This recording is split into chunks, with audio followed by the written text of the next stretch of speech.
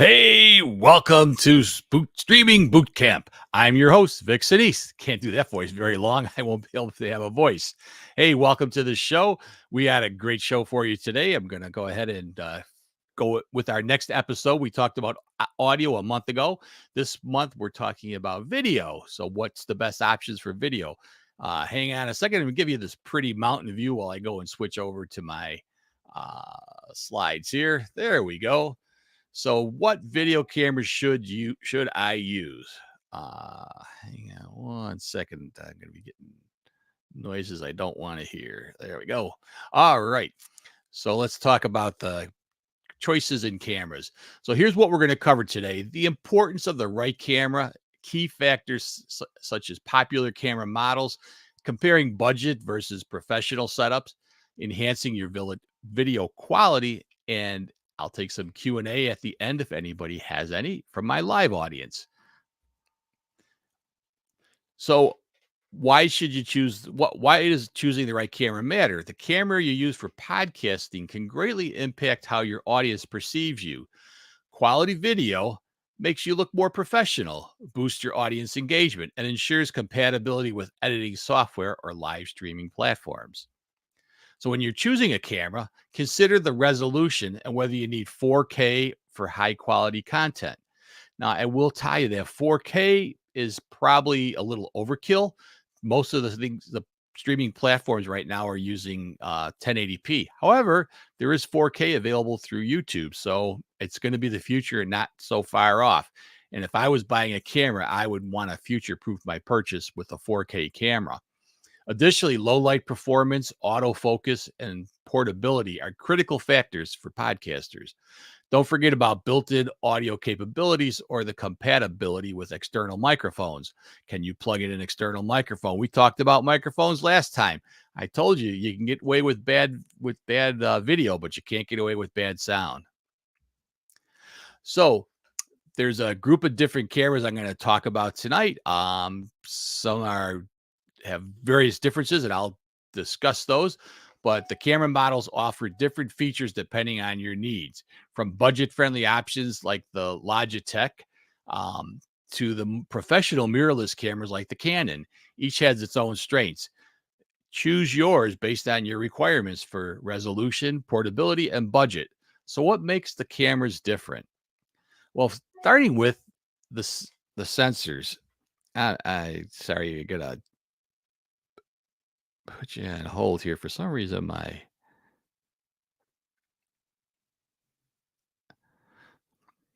okay, sorry for the interruption, but what happened is I had to switch over and get my do not disturb working. It wasn't working for some reason, and I keep getting all these bings in the background. It's driving me nuts.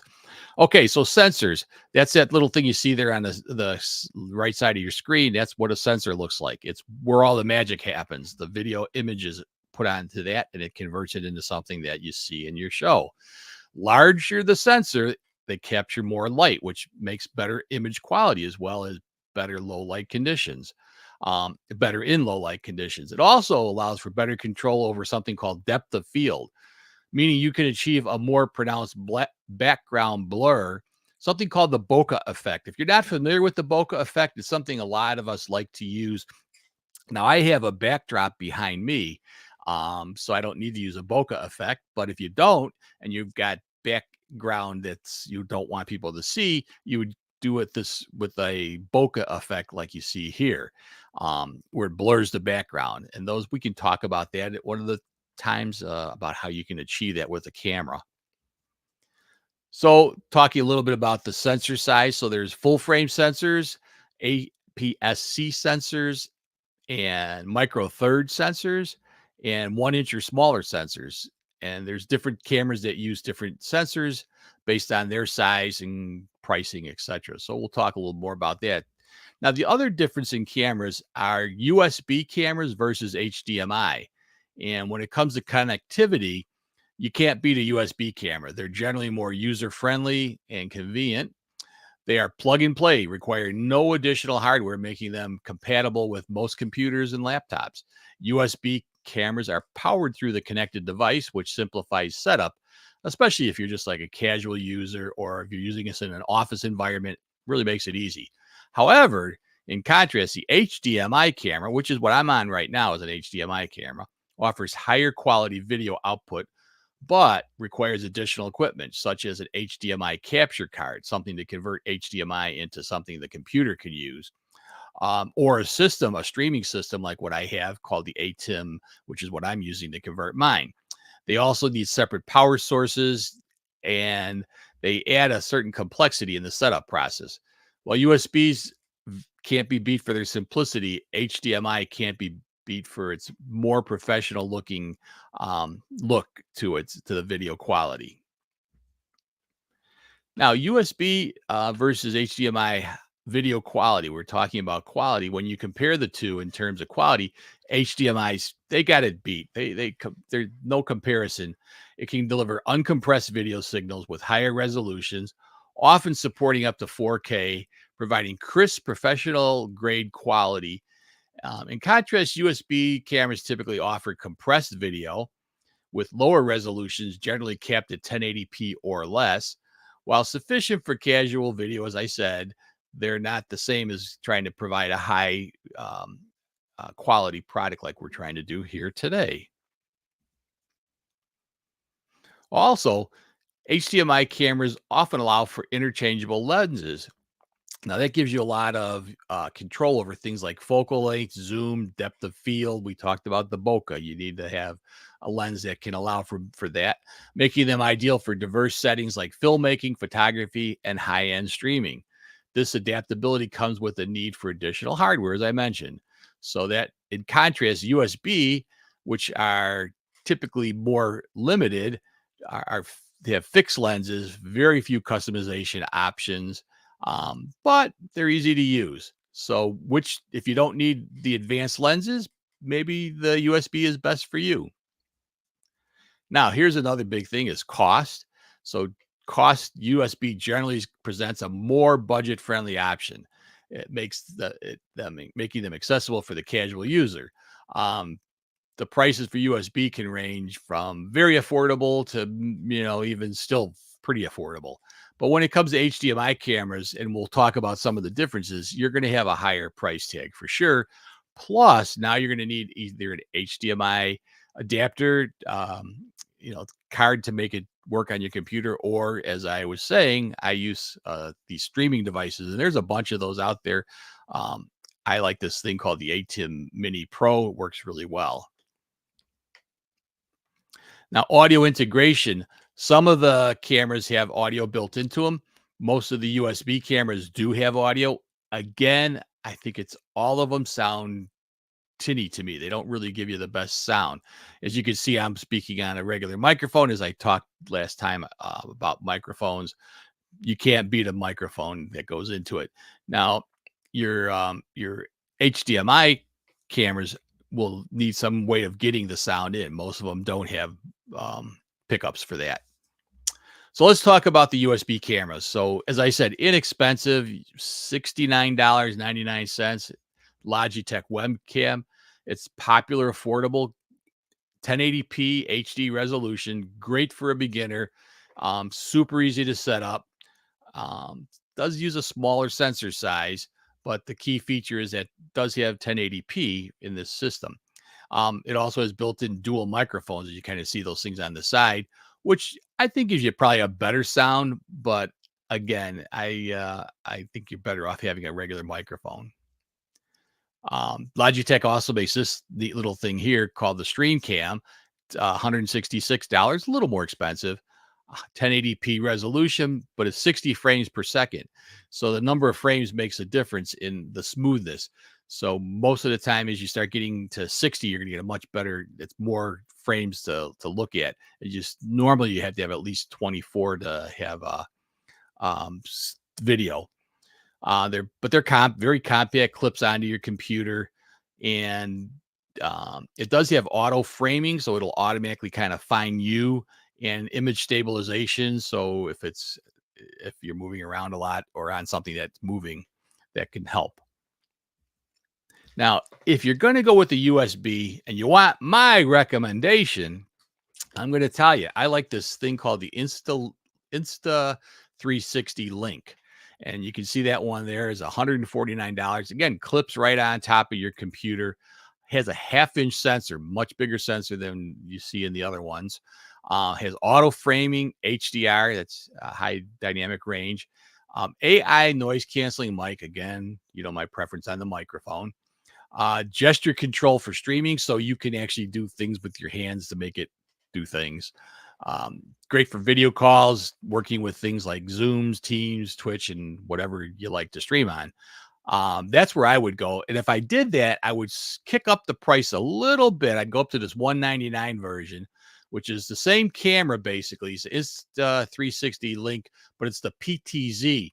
Now, what's PTZ stand for? It means pan, tilt, zoom, PTZ. So what does that do? That allows the camera to go like this, up and down, side to side, and zoom in and out for focus. And why would you want that? Well, sometimes you're doing this at a conference center and you're walking back and forth. It can follow you. It has that built in, the ability to follow. If you're just doing like where I'm sitting down, it does give you some ability to kind of get the right picture. Sometimes if you're a little off to one side or the other when you set up, you can move your camera. Now I've got my camera on a mount so that I can set it where I need it. But again, this one's kind of neat that you can do it automatically on the system. And it'll follow you. It'll find you.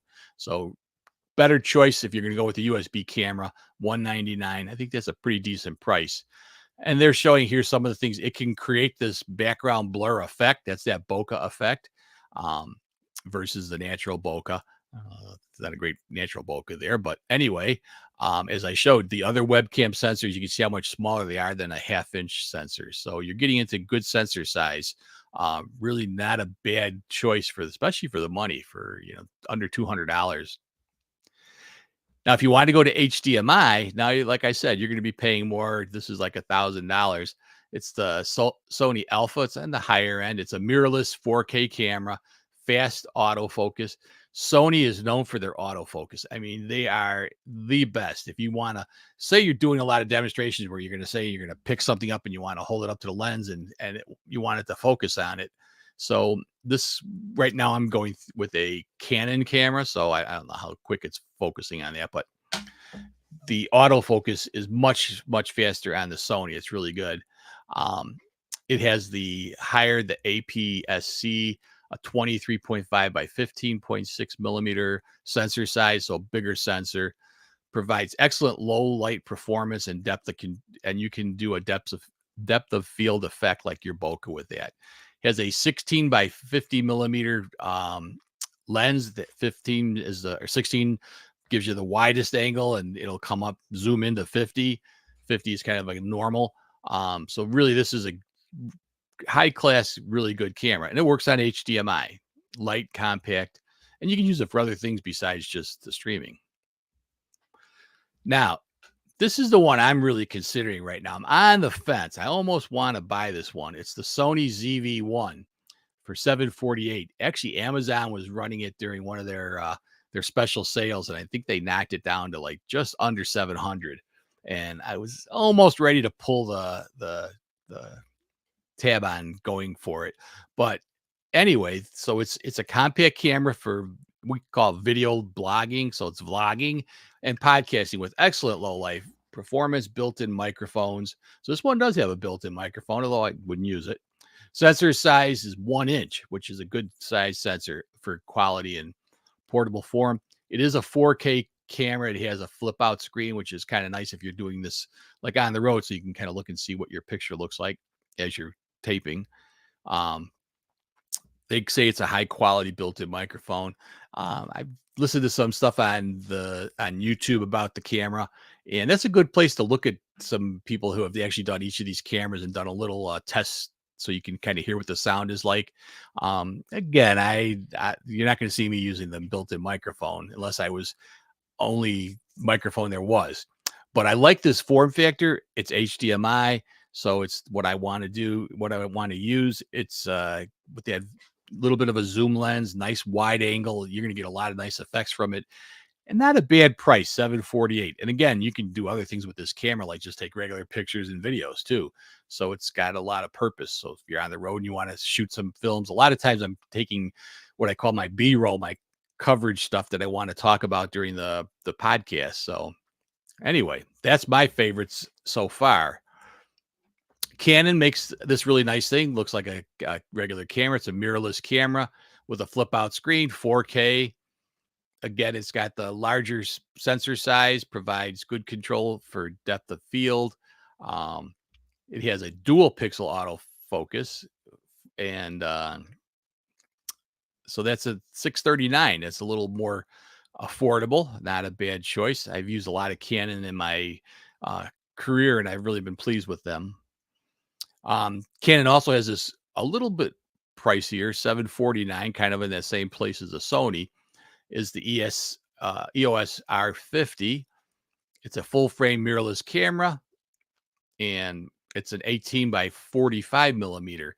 Now, none of these would allow you to change the lens, by the way. These are all fixed lenses that are built into it. But again, they're going for the better quality, more portability. Panasonic has their thing called the Lumix G7, very similar. It does use the micro four thirds sensor, which is a smaller sensor, so I'm not really too crazy about that. But 547, not a bad price tag. Now, let's say you say, hey, Vic, I could care less about how much it costs. What's the very best camera that you would recommend? Now, remember I told you I was on the fence over that Sony ZV-1. The reason I'm on the fence is I'm still kind of hoping I can save up my money and go for the Sony FX30. This is the camera. This is the best you can get. It has a full 35 millimeter format sensor. So it's full size sensor. As you can kind of see, there's no lens on there because, yes, that's just the camera for $17.99. Then you have to buy your lens or lenses, depending on what you're going to do. So it's going to be up there in the 2000 plus range. The nice thing is you can put interchangeable lenses on there. You know, the lens is almost as important sometimes as a sensor. Good piece of glass is going to make you look better too. It's one of the reasons I use an HDMI camera. This Canon I have has a giant piece of glass in front of it too. A nice, strong, good lens for what I'm doing. Has 4K, 120 frames per second instead of the 70. So that's super high speed. And a bunch of onboard editing things that are built into it, all sorts of technology built into it. If you really want to dig deep into all that, it's available. If you don't have to worry about it. But this is probably, for the money, the best camera you can buy. I'm hoping that Sony's going to come up with something that'll replace it and drive the price down to make it a little more affordable. I'd like it to get it somewhere in like maybe the 1500 with a lens. But that's brings me to my next thing, is budget versus professional setup. Sometimes if you're on a budget, these USB cameras are really not bad images. All of them are going to provide a better image than that little tiny camera that's on your laptop, or I happen to have a desktop that has a built-in camera. And at the end of the show, I'll just do a quick swap over. You can see what it looks like from the HDMI versus the one that I have built into my computer. And it's a 1080p camera. It's not bad. I on an Apple iMac. And anyway, so if you have a budget concern, USB, look at that Insta. That Insta link is really, I think, good. There's a couple other out there like the Osmo, but I just think the Insta has it really everything together for the price. I don't think you can beat it. But if you got money to burn, I'm a big fan of the Sonys. I don't have a Sony myself, and you might say, well, why are you such a big fan? Well, I watch a lot of stuff on how to do this, and the guys that are on, I look at these shows and see what cameras each one are using. The guys that are using that Sony FX30, wow, they look good. And even the other one, the ZV-1, they look really good. So I kind of like theirs better. Canon, that's what I'm using now. I still think it's got a nice image. It's older camera. It's a 1080p though, so I've stuck with it for money reasons. But depending on your budget, that'll map out what you're going to do. Now, there are things you can do to improve the quality of your video without worrying so much about looking at the camera itself. There's other things. So one of the things, and I think I can do a demo here. So I've got lighting going on right now. Now, I'm during the day, during most of my podcasts are at daytime. So I'm trying to get my automatic button here. So you take advantage of some of the outside lighting to kind of help light me. But this is nighttime because it's 7 p.m. at night, my time. So I'm going to turn the lights off that I'm using. Oops. There we go. So you can see what it looks like without the lights. And actually there's 3-point lighting, which we'll talk about later. That's the hair light. So it's really bad if I turn all of them off. Let's get those back on. So yeah, it's kind of neat. I got these things all set up through my iPhone. I hit one button, it turns all my studio lights on.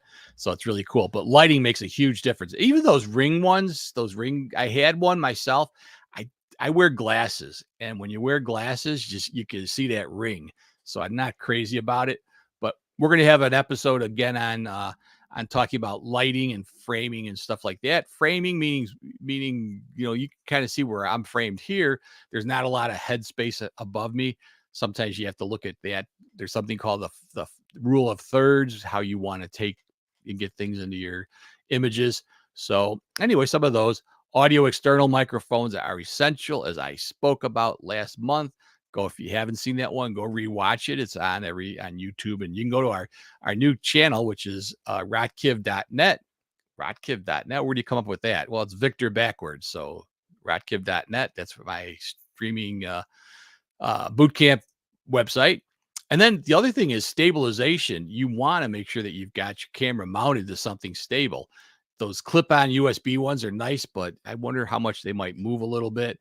I've got a nice solid setup behind me in my studio, which holds the camera, but a tripod, all those type of things that you need to make sure that it doesn't move around. It'll give you a better, all these are going to improve your video quality. So some final thoughts to wrap it up. Selecting the right camera is essential for providing a professional look to your podcast. Even though I say it's not as important as the sound, it's still important to look good because, looking good is good. Um, Provides professional look to your podcast. I hope I look professional tonight. Consider what features are most important to you, whether it's portability, high resolution, video, or autofocus performance. And that's going to bring us to the end of the show. I'm going to go over and do that little demo to show you the difference in the cameras. So let me just swap myself over here. Let's see here.